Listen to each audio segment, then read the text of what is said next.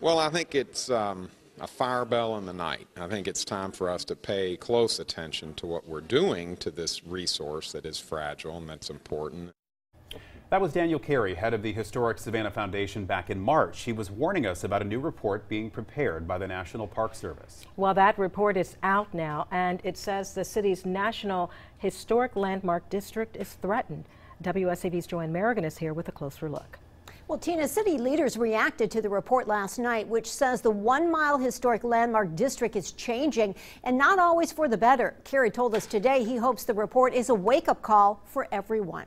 This is the National Historic Landmark. It's a 1 mile square from Gwinnett to the river and MLK to East Broad that's considered the core of Savannah's identity. When they say it's threatened, they're looking at a lot of different things. They're looking at, they're looking at the loss of Savannah's town plan, that's Oglethorpe's plan, and they're looking at large-scale development. The Park Service report says larger hotels are changing some of the character here. And it says the new Cultural Arts Center construction has compromised the original street plan even more by building over an old lane instead of restoring it. Carey hopes opportunities in the future are not lost, pointing to this lot next to the former police barracks.